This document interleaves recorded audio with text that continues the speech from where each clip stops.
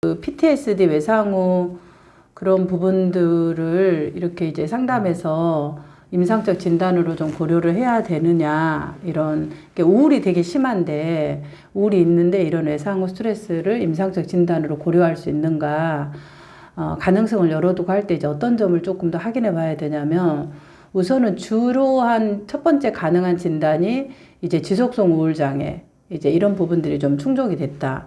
그런데 MMPI에서 PK도 높고, 그리고 그 여러 가지 이제 외상에 관련된 이력들이 있기 때문에 이런 PTSD를 좀 고려를 해야 되냐 할 때, 우선은 PTSD가 가장 한 건 이제 그 외상이 일어나고 난 후에 사주가 쟀지만은 그 외상 사건과 관련된, 그러니까 구체적인 내담자가 경험한 외상 사건이 왕따 할 때 주로 많이 나죠. 왕따, 부모님들의 그 다음에 또 폭력, 뭐 이런 또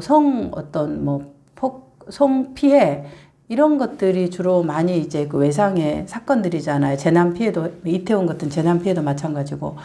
그래서 그런 사건이 세월호도 마찬가지입니다. 그래서 사건이 일어나고 난 이후에 관련된 자극, 혹은 비슷한 옷, 비슷한 차, 목소리, 머리카락, 이런 것들만 봐도 내가 그때 그 장면들이 어때요? 마치 지금 일어나고 있는 것처럼 경험되어지는 게 있어야 되죠.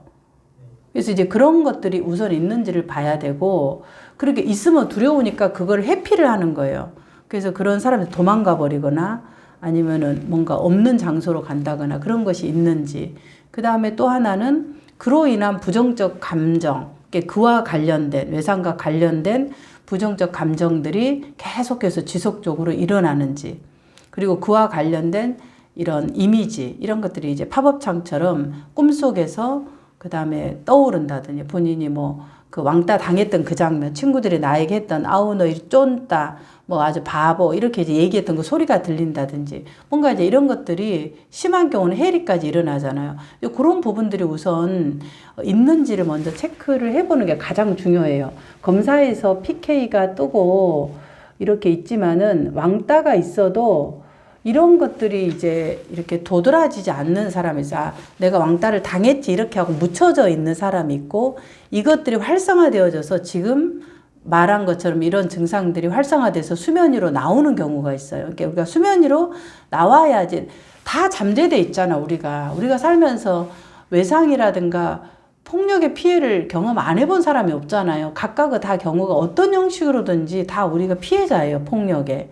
어떤 폭력이든지 간에. 근데 그게 다 잠재되어서 내 삶에 크게 영향을 주지 않잖아요. 어떤 식으로든지. 근데 이게 이제 활성화되어져서 막 이렇게 떠서 지금처럼 각성되어진 상태로 뭔가 삶에 영향을 주고 있을 때 우리가 이제 이걸 외상후 스트레스로 진단하고 가능한 증상을 주죠. 그래서 이제 그런 것은 뭘로 하냐면 면담으로, 검사로 보기보다는 면담을 통해서 이런 것들이 구체적으로 있는지를 확인해 보는 것이 이 진단의 가능성들을 고려해 볼 수 있을 것 같아요. 그러니까 이제 외상후 스트레스 장애까지는 아니지만은 그 외상이 일어났던 대상, 그 대상의 가해자, 그것의 기억이 전혀 안 날 수가 있어요. 어느 시점부터는. 왜냐하면 너무 힘들 때는 우리가 기억 처리해서 이걸 지워버리잖아요. 삭제를 해버리잖아요. 그러니까 너무 외상이 이제 심한 경우는 본인이 그것을 기억 속에 갖고 있으면 너무 괴로우니까 기억에서 삭제를 해버리면 완전히 기억 상실증이지만 그런 정도는 아니지만 날 잘 기억이 안 난다. 어렸을 때 이런 분들이 있으세요. 어느 시점 기억이 안 난다. 그런 것은 너무나 고통이 크기 때문에 본인이 살아가기 위해서 그냥 망각이라는 부분으로 약간 이제 일시적 해리죠.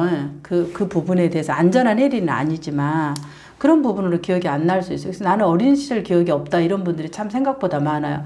그 들어가 보면은 정말 중요한 대상이 지속적인 외상을 준 거예요. 어머님이 지속적으로 가출을 하신다거나 늦게 오거나 아이를 기다리게 하거나, 그리고 말해도 또 안 듣고 계속 반복적으로 너무나, 그래서 어머 때문에 막 돌아다니고 막 짐 싸서 나가야 되고, 그런 이제 그 예측할 수 없는 엄마의 행동으로 인해서 지속적으로 방임이죠. 어떻게 말하면.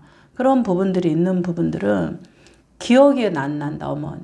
그런 것만 나고, 나머지 어린 시절에 기억이 안 난다. 이런 보고를 많이 하는 분들이 있어요. 그래서 이제 외상 후 스트레스 이 부분들이 증상이 딱 맞지는 않지만 그런 부분이 어느 정도 있으면은 외상 후 스트레스에 대한 장애까지는 아니지만 그런 부분의 외상의 경험, 이런 것들이 향후 어떤 강한 스트레스 사건에 있어서 촉발되어질 가능성은 있겠다. 이 정도로만 적어놔도 괜찮아요. 그 부분들에 대해서.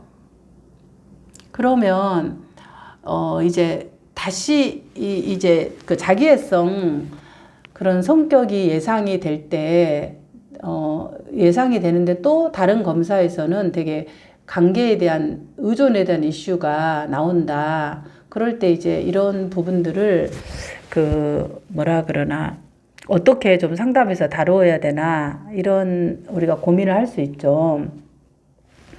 왜냐면은